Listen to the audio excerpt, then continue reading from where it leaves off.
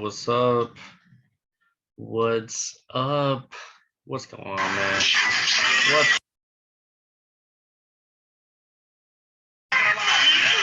It's the Shi-Fi podcast episode. What's up? Come on. It's the Shi-Fi podcast episode 105. We have a lot going on in this world right now. Since I last recorded a pod. Basically, all the music icons are releasing. You got Kendrick, you got Drake, you got Kanye. And let's get right into it. Kanye, Donda. It's going to sound cliche. It's going to sound very cliche. It's leaning towards my album of the year.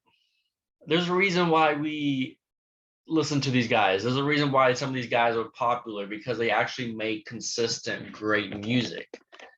I saw this thing. This girl tweeted, Kanye release drops are white man's Ramadan. And I was like, come on now. Come on. It's true though. I mean, it's a holiday. Whenever the Kanye drops, the Drake drops, it is a holiday because we know we are guaranteed gonna have classic music coming up. I've been listening to these leaks for months. I've listened to the Hurricane leak for a month. I've listened to the Off the Grid leak. So it's nice just having the actual tracks on hand. I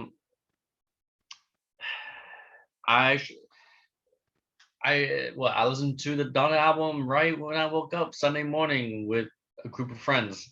We all just put it on and just listen to it. At first, it did sound a little repetitive. And I think my theory on that is because they're long songs. They're 4 to 5 minute songs. So to us, that's very repetitive. But actually, it's some of the songs that could get repetitive. I mean, of course, the first song, Donda, Donda, Donda. Like, of course, that's going to get repetitive. And there's some songs on there where like the last 2 minutes of the song is a straight up instrumental or someone talking, and it's just kind of pointless. The best songs right now easily are Off the Grid. Okay, I'm pick my favorite 5 songs. Off the Grid, Hurricane, Praise God, Moon, and Jail.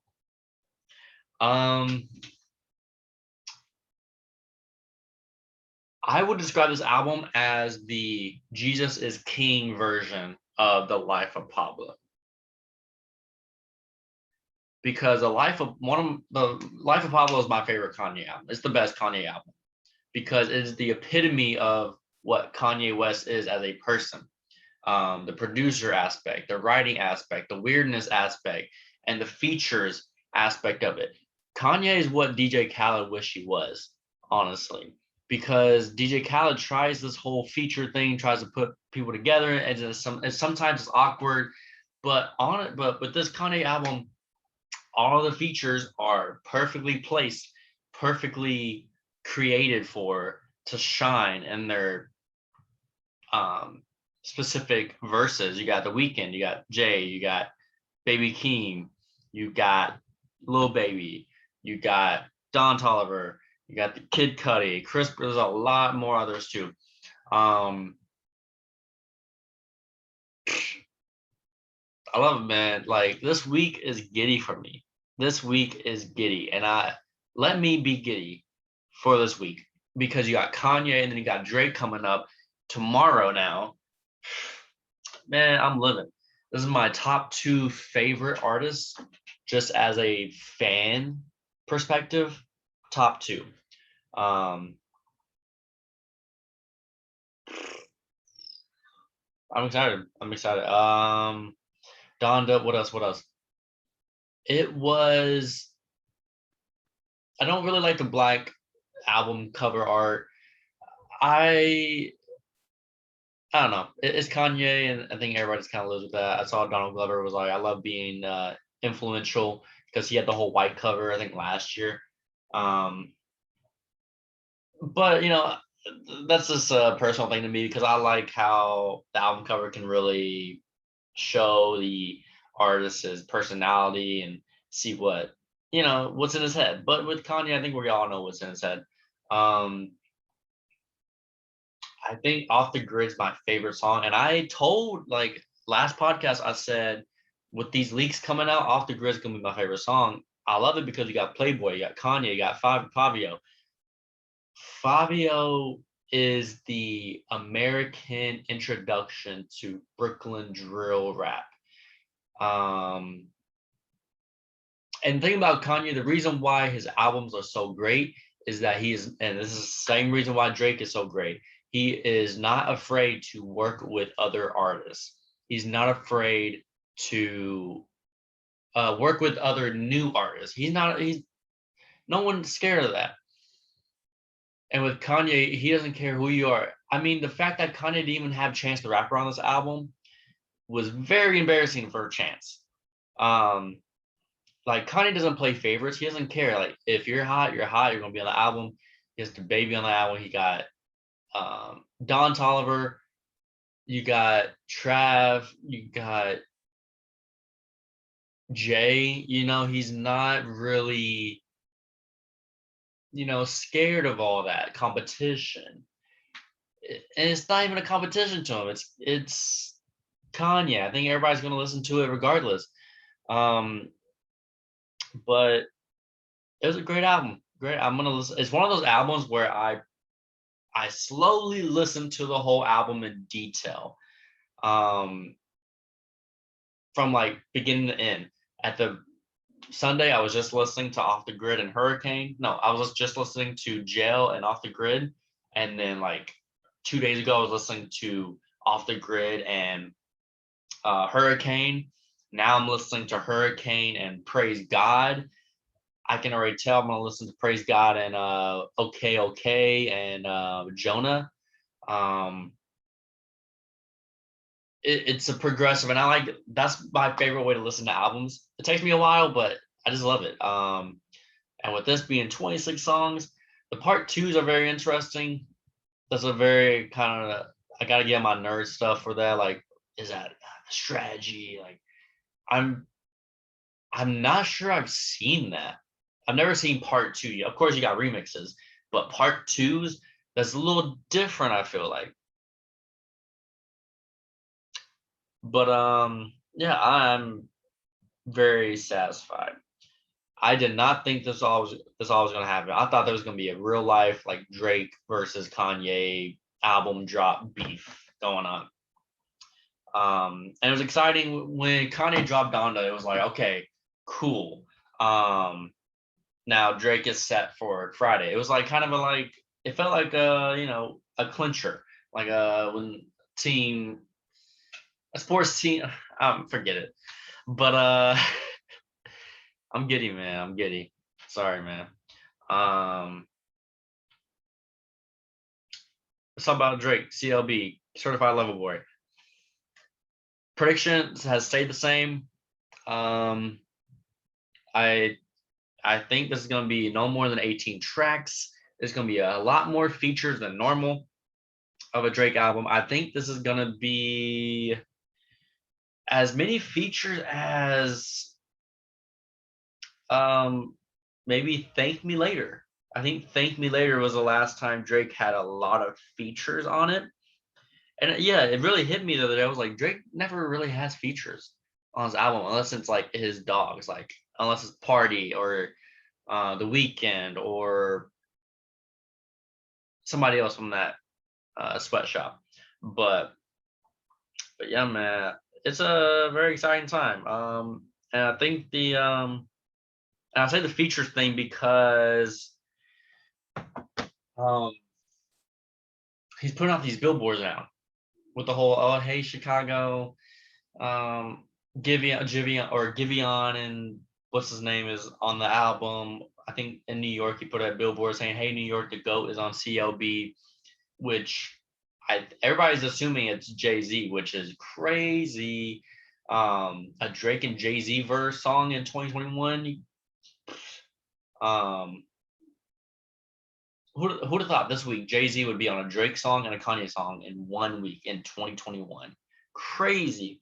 But what else? What else? I think, of course, the one in Atlanta. Hey, Atlanta. His name's like Young Thug, Baby, and Future are gonna be on the album. The question is, it's like, okay, is the Lil Baby, when he say Lil Baby and when he said Giveon, when he said, like, does that mean he's putting the Chicago Freestyle Giveon song on there? Is he putting the Wants and Needs Lil Baby song on there? Or is there going to be completely new songs? I'm really kind of interested to see what songs from the past he's going to put on. Like, is he going to put Laugh Now, Cry Later? Is he going to put Chicago Freestyle? Is he going to put What's Next on there? Like, what's up? Like, is there going to be straight up new tracks? But I think he for sure will have Laugh Now and Cry Later. Cry Later. That's an iconic song already.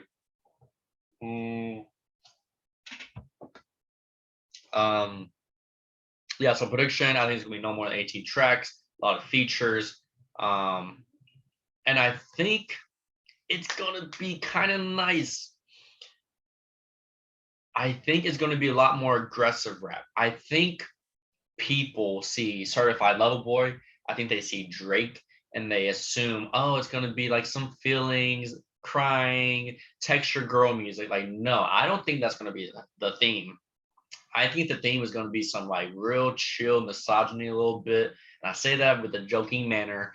Some like disrespectful ex-girlfriend music, like you were with like you're with your new man, but your new man doesn't make enough money like me, like, you know, something like that, some slight, bro. But something like that, man. But I think it's gonna be a lot more disrespectful than like people assuming like, oh, it's gonna be Marvin's room, or it's gonna cry in the voice. I don't think it's gonna be any of that.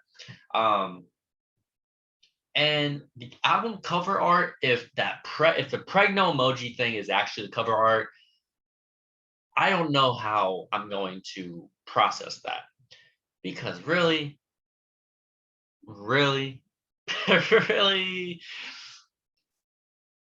I think it might be the cover art. I really think it might, and I hate that I hate it. I hate it so much, but I understand, because my goodness, y'all, look at every corporation's Instagram and you would think they are run by Drake. Everyone has made, from Amazon to Dell, they're making like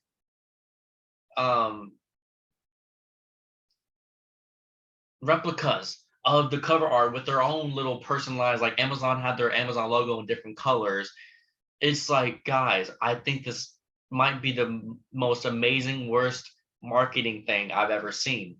As a fan of music, I hate it. I hate it so much. But as a fan of just like, okay, what's gonna work in the pop culture world, do that, and that's what he did, and can't blame him. I mean, music is culture. It's real world now. So whatever it takes to get a meme on social media, like Amazon posted their own. They literally had the caption, "Are we doing this right?" at Drake. Amazon. So I think it's going to be the actual cover art. I thought it was a total spoof. Like, it low-key now is dumb to not have that as your cover art. You got all these corporations making this stuff, making these, and you know Drake is very, you know, pop culture. He's going to do what the people want. He's going to give you what you want. So with that being said, I think he's gonna remain with that cover. Oh man. if he doesn't like money, he's going to have a normal suave, drizzy, because this reminds me of the Views album with the whole with Views. He was on the tower sitting, and so he made a website where it's like, okay, just put any picture, and he could put a little Drake on there. That was like his little marketing thing. So this reminds me exactly of that. Um, it works, man. It works. It works. Drake's merch is horrible. We're not gonna go over there. I mean, it reminds me of the like. I'm not buying it, by the way. I'm not. No. What was that one shirt? It was like, I never miss, and that's why I'll never miss you. I was like, this man, and I hate that it works. I hate that 25-year-old women are gonna buy the shirt. It's just how it is, man.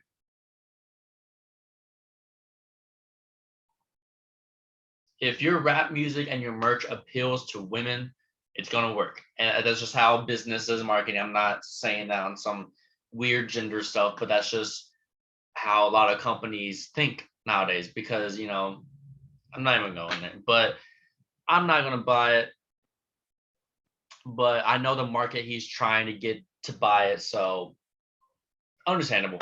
What else?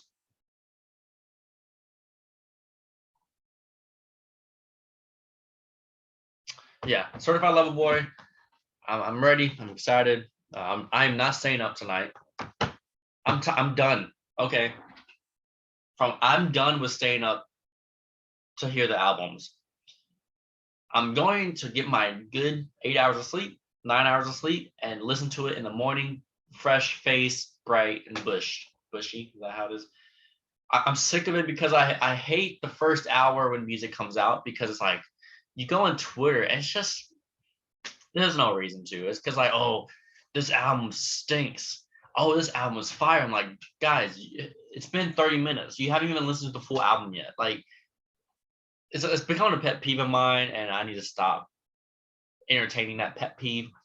And I'm done listening to music right when it drops, because it's like, is this good? I don't like listening to music that way. It's not fun. It's not fun to me. It's not fun being this overly critical. I don't like it. I don't. I like it for fun. Um, yeah. So we'll see what happens. So I'm excited, man. I'm excited.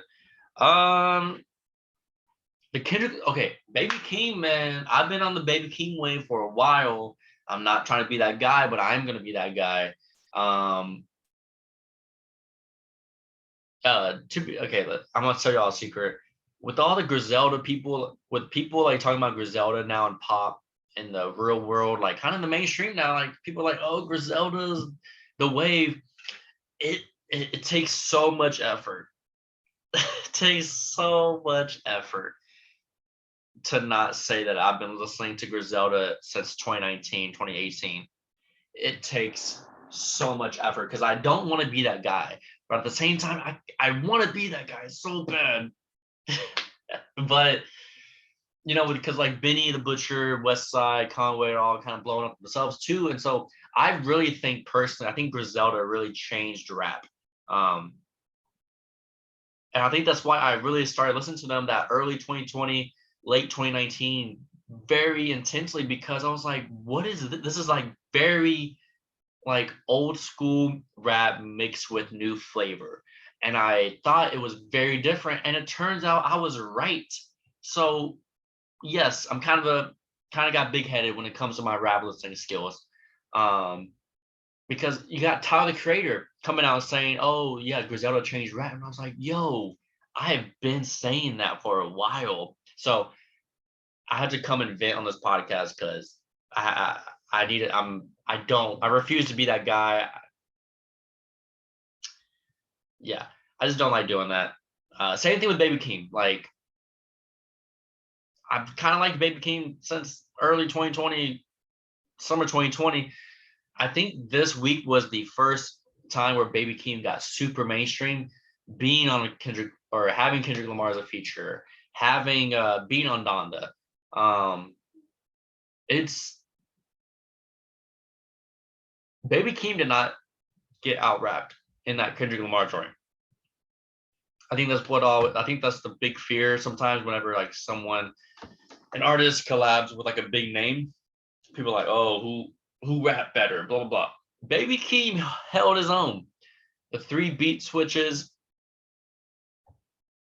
Kendrick Lamar's old like cowboy western accent for a couple lines was interesting.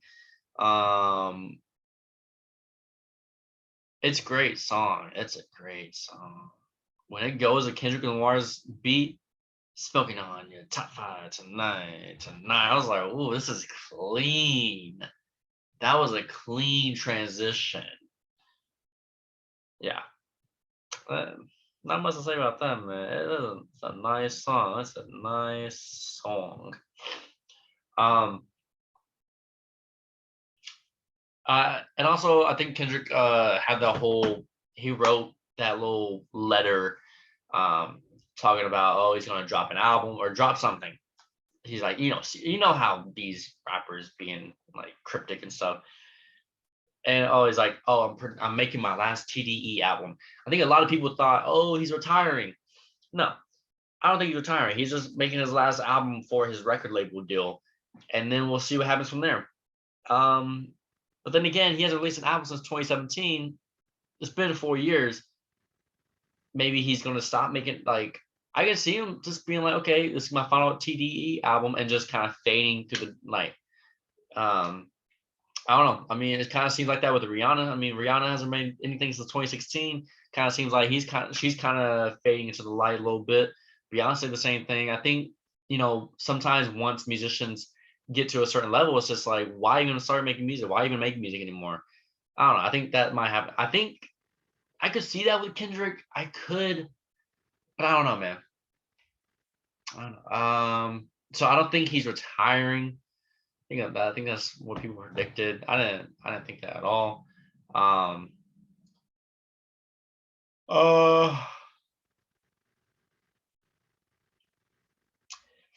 People, this whole thing got brought up again. Carmelo and Detroit. Melo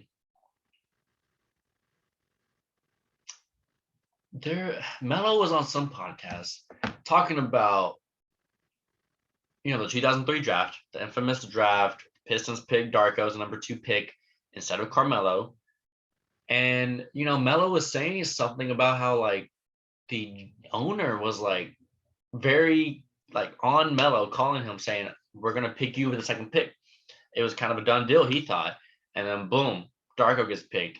And then it's just like, wow, it's just heartbroken. And it's so crazy how much things would have turned around for Melo. Because again, I don't know how the Pistons got the 2nd pick in that draft. I don't understand it really. Still don't, because I'm like, y'all went to 6 Eastern Conference championships. Y'all had a squad already. It must have been like some trade. I'm too lazy to look it up.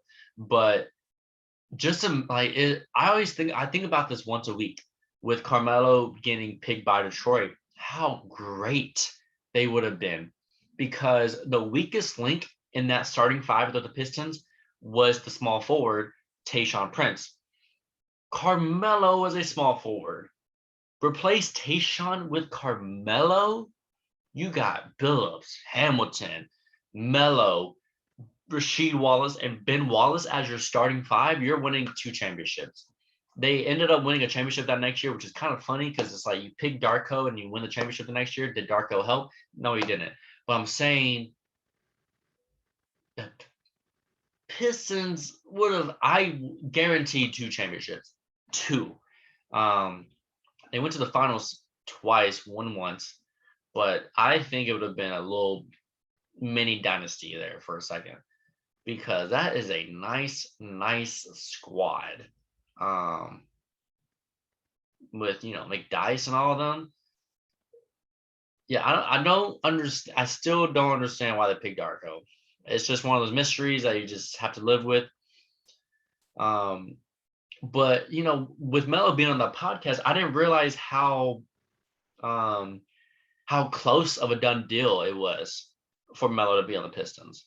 Like I didn't know it was like they basically lied to him. That was very shocking to me. I thought, it's kind of interesting. I watched the Draymond Kevin Durant interview. I liked it. It was actually very fascinating. It was very cool to see players just sit down like that and just chop it up like that. It's really nice. I think the biggest takeaway to me was it was actually very insightful for me because, everybody always talks about, oh, Draymond, the reason why KD left, which, okay, there's some truth to that. But it sounds like the ownership made it a bigger deal than what it was. When Draymond and KD went with that little scuffle, I think it's against the Clippers that one game. I think maybe the late 28 or late 2017. I don't know. During that time, I think Kevin Durant had just won a second championship. I think early his third year there. And so I remember that because I was like, oh, they're fighting. But it was very interesting hearing Kevin Durant mention how he really didn't have a problem with the beef with Draymond Green. It was more about how the ownership wanted Draymond to like sit out, and they made it such a big deal than what it was. Like, yes, you're gonna have great players colliding. That's just inevitable. That's just a competition aspect. But I think ownership saw it as like, oh, they're actually mad at each other. Like, no, they're just trying to figure things out. So that was interesting because I've always kind of thought it was mostly on Draymond, but honestly, I think it was mostly on the just Warriors organization. They were being just very trying to get in the way. I think I would compare it to, when siblings get in a fight. And I think when, sometimes when parents can overreach, I'm like, no, just let the siblings fight. Just let them like duke it out. Because fighting is kind of necessary sometimes because it resolves issues and you progress. I think if in another world, Draymond and Kevin Durant fight for a week, argue, and then come to terms, and then they just move on without any Warriors ownership, trying to get in the way. I think things get a lot different. So yeah, that was very interesting to me, just seeing how the ownership made it a bigger deal and made it to where Kevin didn't like that. So I think that was very intriguing to see. Yeah, so I really like those. I'm not just like saying that because these interviews are just so robotic, and it's just like it felt like I was actually watching a inside conversation. It was funny when Draymond asked like, why don't Kevin Durant have kids? I did not realize Draymond Green had 3 kids. Did not realize that before. Never. I didn't even know he was like married like that. He had a whole family. But Kevin Durant, when he got asked that question, he was like, I don't want to settle down yet. I get that, but like at the same time, it's like, man, you're like 35 years old. You're like 30 years old, 32, 33. It's like if you don't have kids now, it's like you might not ever. So I don't know. It's a very intriguing part of that interview too. So yeah, we're gonna leave it at that. What else? I think that's about it. We'll leave it at that. Song of the week, shout outs. Song